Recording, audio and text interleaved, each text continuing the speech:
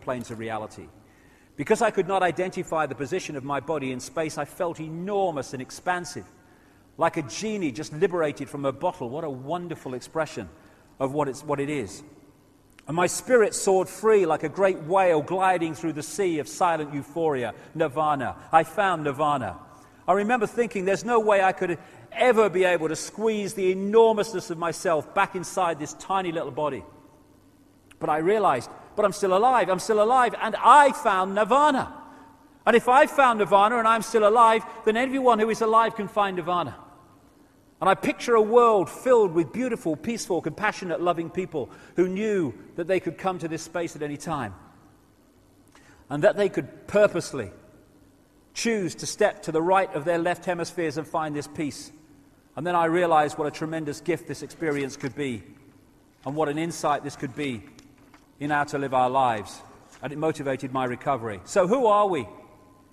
We are the life force of the universe, with manual dexterity and 2 cognitive minds.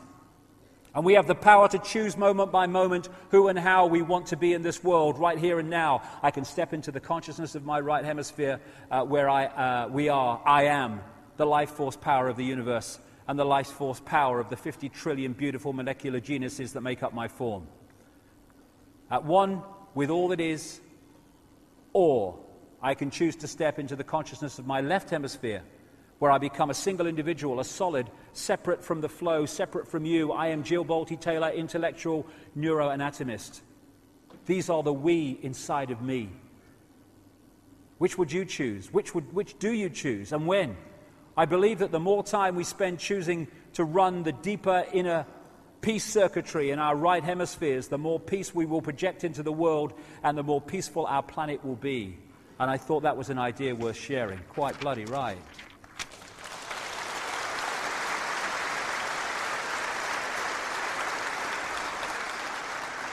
And that is someone experiencing what I'm saying here, that we are decoders of information, and this is an illusion. It is a decoded holographic illusion. And this bridge, the corpus callosum, is a target for those that manipulate us big time. When we take psychoactive drugs, I did it twice, about 2003. It's quite an experience, but I don't feel the need to do it again. What is happening is it's affecting the way our brain, mind, bodies decode reality. And it is opening up a wider range of frequencies. And that's why we experience extraordinary things. How can this be? This is not real. No, it's not real here, but it is real. And other times you access frequencies that are so far out there, the left brain can't work it out. I call it bugger me time, you know. Bugger this, I can't work this out. And you get these kind of amazing concepts and energies and consciousness coming at you, and the left brain's trying to work it out. Well, you got to decode it into something, you know. And it's like, all right, it's a turquoise eagle eating a Big Mac. Okay, I'll do that. And then you go, hey man, I had an incredible trip last night. I saw this big turquoise eagle. It was eating a Big Mac, you know. No, that was bugger me time. It couldn't work it out, mate, what was going on. And this is the target. The left brain, the soldiers on the door. This is a key to understanding this conspiracy. The whole of society is structured to turn people into left brain prisoners who experience reality through that version of perception. Apartness, division, I am Charlie Smith. I must jump over everybody. To succeed, I must be a success. People must say you're successful. That's my identity, that's my sense of self. And so what they do, look at the system. If you want to progress within the system, this left brain society we live in, then you have to be very, very good at passing exams. You go to school, you pass exams. And what are you doing in exams? You're taking information given to you, you're putting it in the left brain, you're holding it, you're regurgitating it out on an exam paper by telling the system what it's told you to believe. If you're very good at that, you go to university. If you're really good at that, you go to Oxford University or Cambridge or Yale or somewhere, unless you've got a few quid, in which case you go anyway like George Bush. Anyway,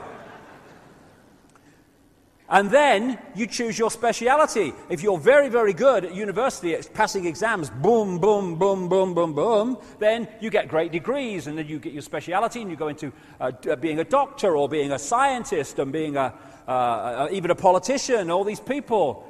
And therefore, all these people that are in the positions of power within the institutions that control and dictate the reality and direction of society are all, by the time they get there, fully paid up prisoners of the left-sodding brain. That's why scientists can't get it, most of the mainstream ones, because they're so in ear.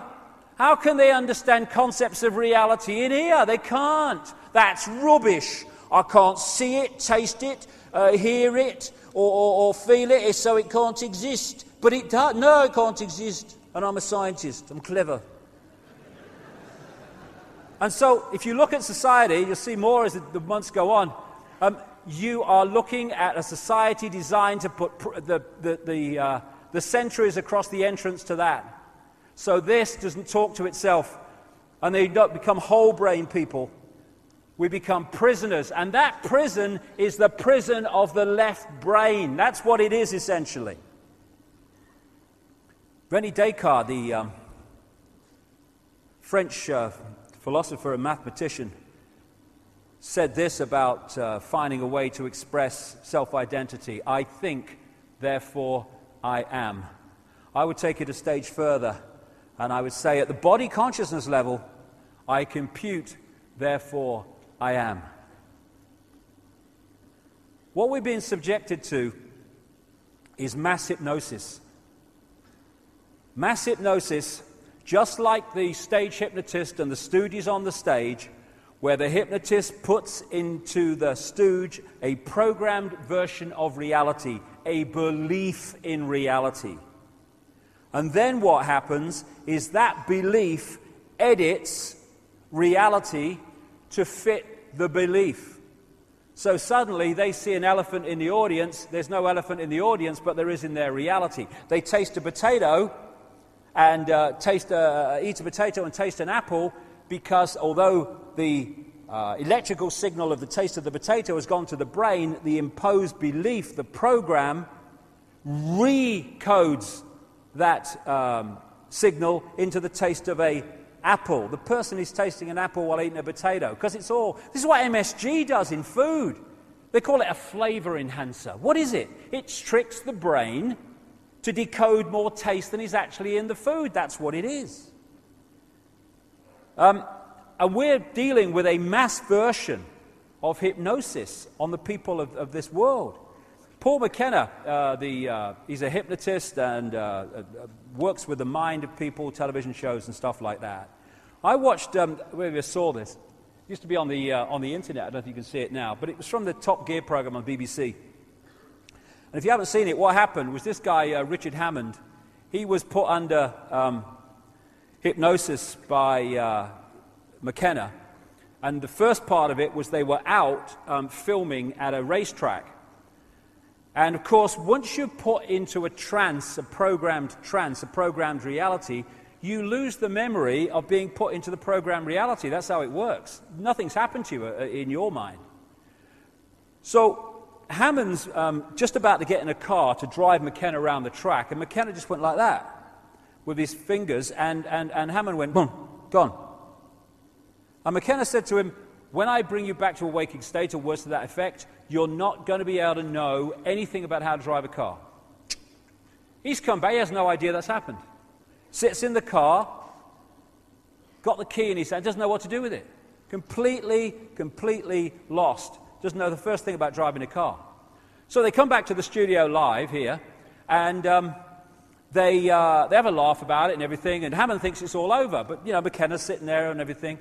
And then McKenna does the same thing in the studio. Hammond, And he tells him that this car, this toy car, is actually his real Porsche 911 Turbo or something, some flash bloody car. And he goes over and he gets into it, thinking this is his real car. That's what's going on in his mind as he decodes reality.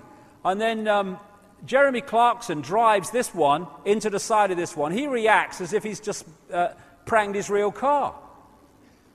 Why? Because reality is being decoded in his mind. And to him it's real. And that's what's happening to us all the time. We're asleep. We're in a trance. And that's why it's so appropriate when people say, I'm waking up now. I can see it. As Voltaire said, so long as the people do not care to exercise their freedom, those who wish to tyrannize will do so. For tyrants are active and ardent and will devote themselves in the name of any number of gods, religious or otherwise, to put shackles upon sleeping men. And of course, first,